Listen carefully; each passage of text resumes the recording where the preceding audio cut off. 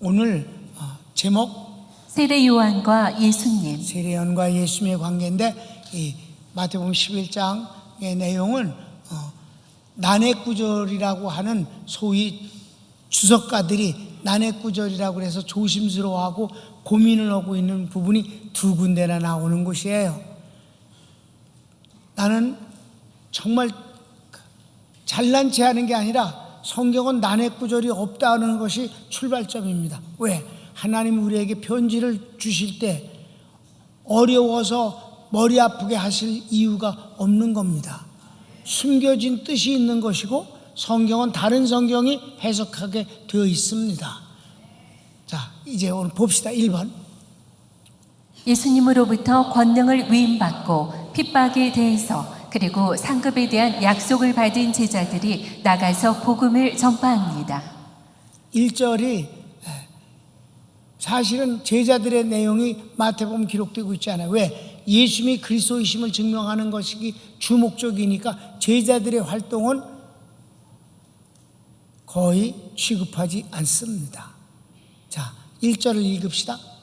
예수께서 12제자에게 명하기를 마치시고 이에 그들의 여러 동네에서 가르치시며 전도하시려고 거기를 떠나가시니라. 가버나움에서 또 이제 말씀을 마치시고 제자들을 내보내신 뒤에 주님이 이제 떠나가겠다는 표현을 쓰고 있어요. 그러면 제자들은 이 파송장 10장을 듣고 어떻게 했을까요? 마가복음과 누가복음에서는 그들의 활동상을 간략하지만 기록하고 있습니다. 마가복음 6장을 보겠습니다. 제자들이 나가서 회개하라 전파하고 많은 귀신을 쫓아내며 많은 병자에게 기름을 발라 고치더라. 아멘. 그대로 위임받은 것을 그대로 저희들이 나가서 했다는 것이에요. 그러면 누가복음 9장 6절도 기록합니다. 제자들이 나가 각 마을에 두루 다니며 곳곳에 복음을 전하며 병을 고치더라. 아멘. 마태복음은 이걸 생략했어요. 그리고 곧바로 세례 요한과 주님과의 관계를 설명하기 시작합니다. 2번. 헤롯 안티파스에 의해 사해 동편 마케로스 감옥에 갇혀 있는 세례 요한이 제자들을 예수님께 보내어 오시리가 당신이오니이까 우리가 다른 이를 기다리오리이까 라고 질문합니다. 거기에 대한 설명을 해. 왜 이렇게 제자들을 보냈을까? 요한이 주님이 그리스도이심에 대한 의심이 생겨서일까? 결코 그게 아닙니다. 자, 시작. 요한이 옥에서 그리스도께서 하신 일을 듣고 제자들을 보내어 예수께 여짜오되 오실 그이가 당신이오니이까 우리가 다른 이를 기다려오리이까. 네, 그럼 여기 설명 좀 할게요. 가르치기 1번. 오실 이는 메시아의 별명입니다. 오실 이라는 말씀이 구약 성경에 몇 번 나와요. 그것은 바로 오실 이, 그분은 누굴 말하느냐? 메시아를 말하는 거다. 히브리서 10장 37절에 보면 잠시 잠깐 후면 오실 이가 오시리니 지체하지 아니하시리라. 아멘. 가르치기 2번. 요한이 이같이 제자들을 예수님께 보낸 것은 제자들로 주님을 만나 그리스도이심을 믿게 하려 한 것입니다. 예수님의 첫 네 제자들도 세례 요한의 제자였는데 그의 권유로 예수님을 만났습니다. 베드로의 형제와 야고보의 형제, 이 네 명이 바로 예수님의 첫 제자인데 그들도 요한의 제자였다가 요한의 권유를 받고 예수님께 와서 예수님 제자가 된 것입니다. 이 세례 요한은 제자를 만들려 온 게 아니라 예수님을 전하려고 온 것입니다. 그래서 큰 3번. 예수께서 대답하십니다. 4절부터 6절까지인데 먼저 본문을 읽읍시다. 예수께서 대답하여 이르시되 너희가 가서 듣고 보는 것을 요한에게 알리되 맹인이 보며 못 걷는 사람이 걸으며 나병 환자가 깨끗함을 받으며 못 듣는 자가 들으며 죽은 자가 살아나며 가난한 자에게 복음이 전파된다 하라. 네, 이 말씀은 병 종류가 기록되어 있는데 이 병은 전부 불치병이에요. 그런 병이 이제 어떤 것이냐 하면은 가르치기 1번. 내가 그리스도이다 라고 답하시면 간단 명료하지만 예수님은 생애 가운데 그런 표현을 하지 않으십니다. 한 번도 내가 그리스도라는 말씀을 하신 적이 없습니다. 왜? 예수님이 그리스도이심을 증거하는 이는 따로 있습니다. 성령님이십니다. 그래서 성경은 그렇게 말씀하고 있습니다.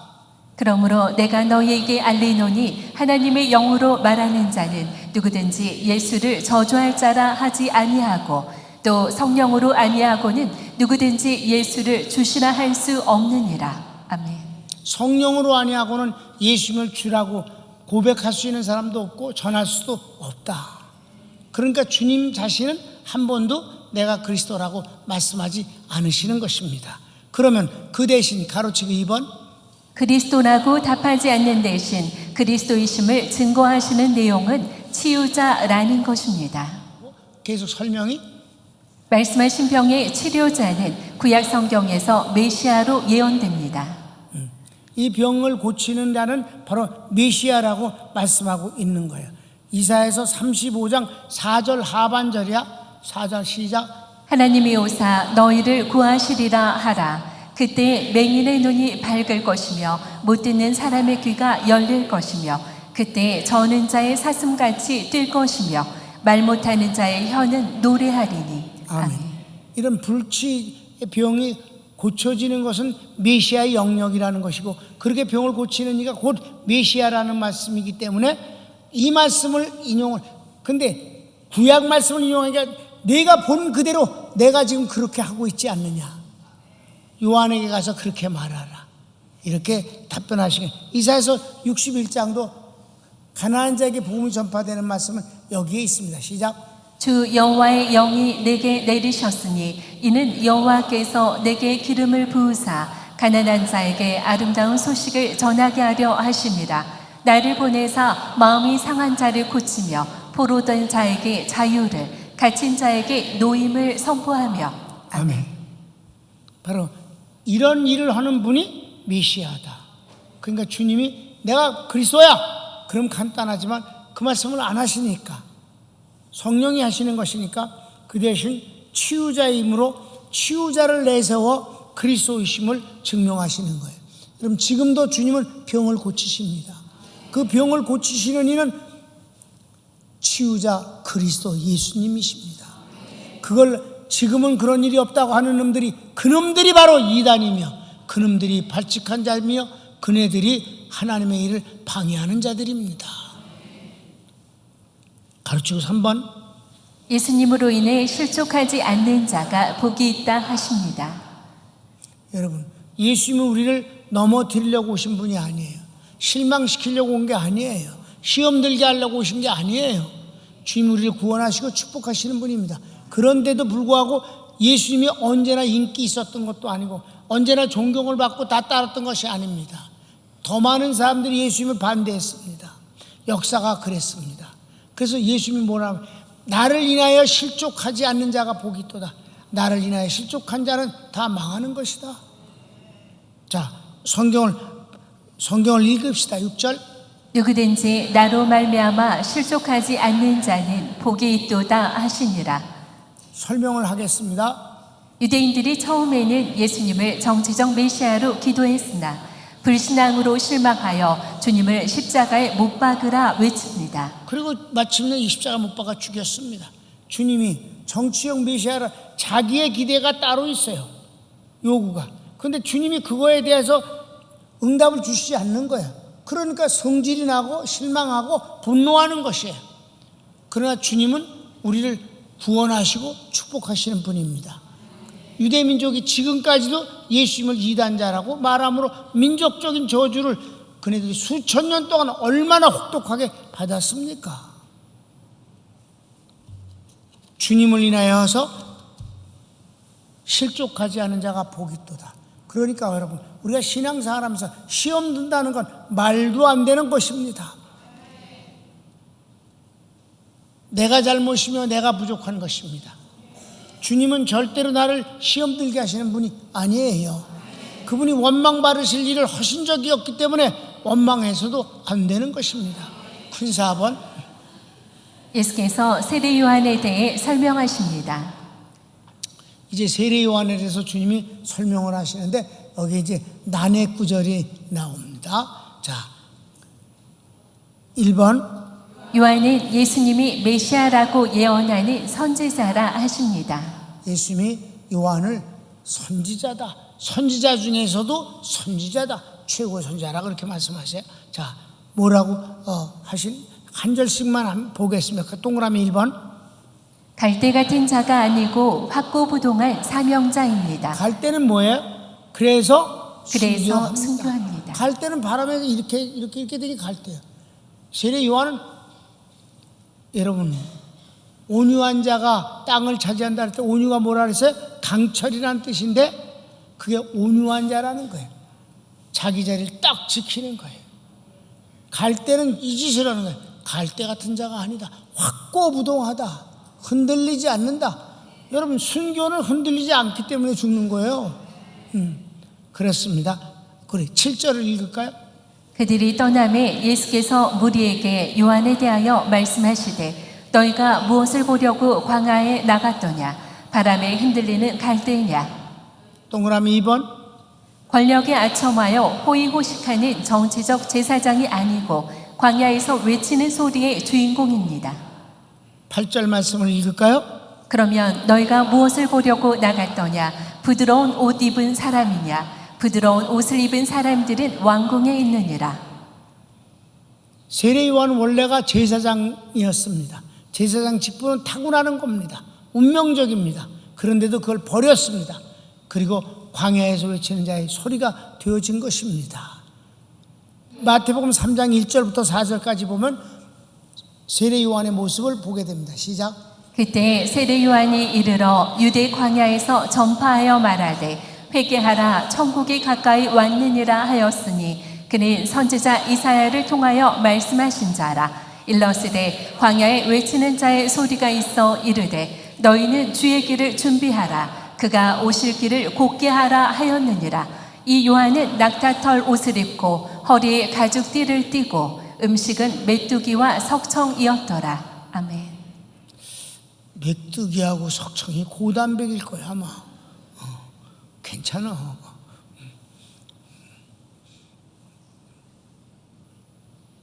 농담이에요. 예수님 바로 앞에 나타나서 이분이 메시아라고 외치는 선지자입니다. 9절 10절을 읽을까요? 그러면 너희가 어찌하여 나갔더냐 선지자를 보기 위함이었더냐 옳다 내가 너희에게 이르노니 선지자보다 더 나은 자니라. 기록된 바 보라 내가 내 사자를 내 앞에 보내노니 그가 내 길을 내 앞에 준비하리라 하신 것이 이 사람에 대한 말씀이니라. 예수님이 세례 요한에서 그는 선지자 중에 선지자이다.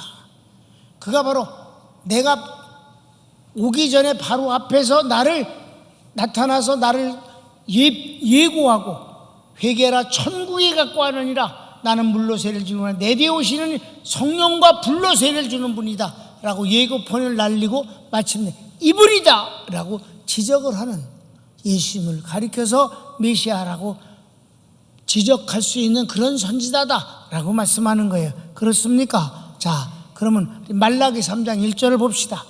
만군의 여호와가 이르노라 보라 내가 내 사자를 보내리니 그가 내 앞에서 길을 준비할 것이요 또 너희가 구하는 바 주가 갑자기 그의 성전에 임하시리니 곧 너희가 사모하는 바 언약의 사자가 임하실 것이라. 아멘. 그래서 이제 나타나서 세례 요한이 예수님을 손가락질을 하면서 크게 외치는 소리가 요한복음 1장 29절이에요.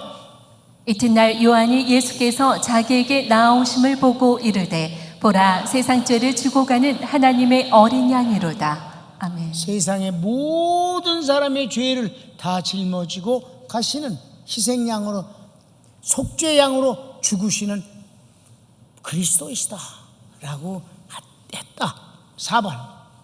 예수께서 메시아 앞에 나타나는 엘리야가 바로 세례 요한이라고 확인하십니다. 바로 이렇게 말씀하신 바로 이 인물이 바로 세례 요한이다. 왜? 말라기서에서는 세례 요한이라는 이름을 대지 않고 엘리야라고 하고 있어요. 자, 14절 15절을 우선 읽을까요? 만일 너희가 즐겨받을진대 오리라 한 엘리야가 곧 이 사람이니라. 귀 있는 자는 들을지어다. 예수님이 오시기 전에 엘리야가 와야 된다는 말씀은 그건 바로 말라기서의 예언이에요. 그랬기 때문에 무슨 일이 있었어요? 변화산에서 주님이 변화하셔서 해같이 얼굴이 빛나시고, 그리고 모세하고 엘리야가 나타나서 예수님과 대화를 나누는 거예요.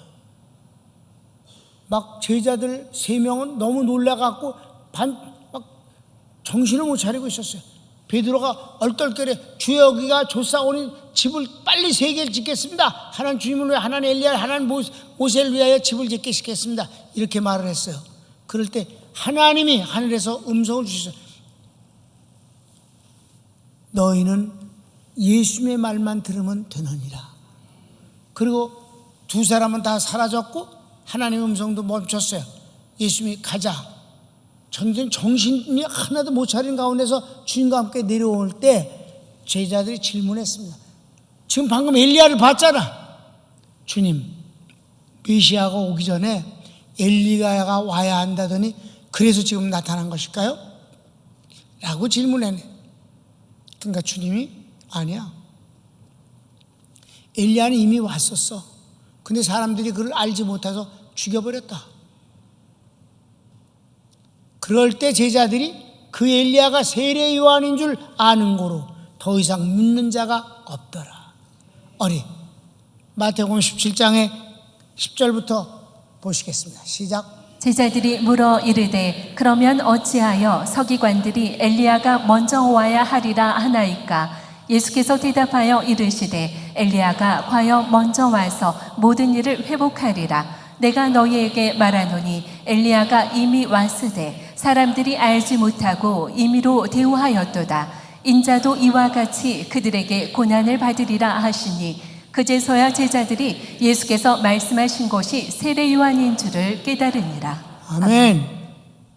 그러니까 세례 요한은 바로 선지자의 대표인 엘리야가 앞에 온다고 그랬는데 사실은 마지막 선지자로 이 땅에 와서 주님을 지적한 것입니다. 아멘. 그래서 이 말라기서에 예언되어져 있는 엘리야는 세례 요한이었다라고 주님이 확인해 주시는 내용이에요. 자, 큰 2번. 요한이 여인에게서 난 자 중 최고라 하십니다. 읽읍시다. 내가 진실로 너희에게 말하노니 여자가 낳은 자 중에 세례 요한보다 큰 이가 일어남이 없도다. 계속해서 3번. 그러나 천국에서는 큰 자가 아니라 하십니다. 그러나 천국에서는 극히 작은 자라도 그보다 크니라. 이게 이제 난해구절이라고 하는 거예요. 아니, 여인에게서 난 자 중에서는 최고인데 천국에서는 가장 작은 자도 세례 요한보다 크다. 이 말씀을 어떻게 이해할 수가 있단 말인가? 천국에서 상이 작단 말인가? 아니, 주님을 위해서 목숨을 바쳐 순교했는데 상이 적으면 그보다 더 큰 상은 어떤 식으로 받을 수가 있겠는가? 말이 안 된다. 이건 무슨 뜻일까요, 도대체가? 앞으로도 계속해서 이 문제가 연결돼서 말씀을 하니까 여인에게서 난 자 중이라고 그랬어요. 육신적으로 낳은 자 가운데서는 가장 크다. 구약의 신자를 뜻하는 것입니다. 아멘. 그러나 성령이 오순절에 오셔서 성령을 모신 사람들은 여인에게서 난 자가 아니라 성령으로 거듭난 사람입니다. 이 사람들은 어떤 면에서 세례 요한과 비교가 안 되나? 영적인 축복 면에서 비교가 안 된다. 구약의 신자와 성령을 받은 신약의 성도와는 비교할 수 없는 차이다. 이 말씀을 하신 것임을 믿으시기 바랍니다. 자, 그래서 이 말씀부터 읽읍시다. 이 말씀은 요한이 천국에서 상이 크지 않다는 것이 아니고 구약의 신자와 성령님이 내주하시는 신약의 성도와의 비교할 수 없는 축복의 차이를 말씀함입니다. 13절을 읽읍시다. 모든 선지자와 율법이 예언한 것은 요한까지니. 요한까지다. 요한은 구약에 속한 사람입니다. 왜? 성령이 내주하시는 오순절 때 그는 없었어요. 그러니까 구약에 속한 사람들의 그 축복은 영적 면에서 비교할 수 없다. 난해구절이 아니죠? 충분히 이해되셨습니까? 모순이 아니다 이 말이에요. 차별을 뜻한 것입니다. 자, 가르치고 4번은 세례 요한 때부터 천국은 침노당함으로 침노하는 자가 빼앗는다고 하십니다. 이것도 또 쉽지 않다고들 그래요. 근데 하나도 이건 정말 더 쉬워. 사실은 천국은 어느 때부터? 요한 때부터 천국은 침노하는 자의 것이 된다. 요한 때부터. 자, 12절을 읽읍시다.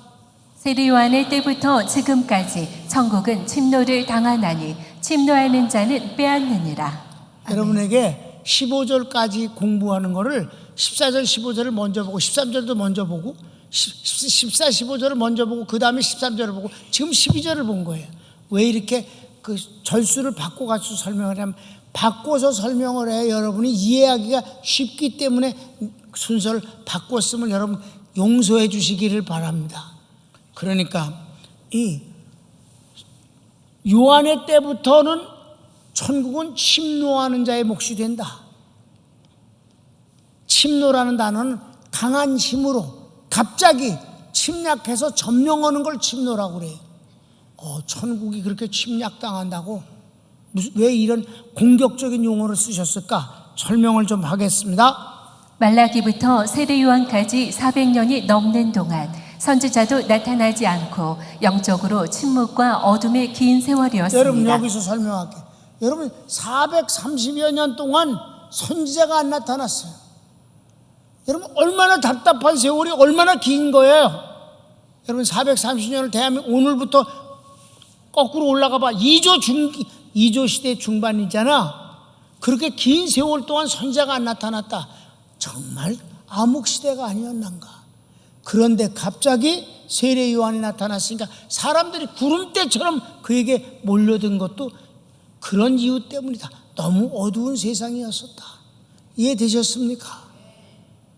그러니까 그때부터 그 다음 읽읍시다. 시작. 그러나 세례 요한 때부터 복음이 외쳐지고 예수님으로 완성된 구원이 성령님을 통해 전 세계에 전파됩니다. 누가복음 16장 16절에서는 침노 대신 하나님의 복음이 전파된다라고 표현되어 있습니다.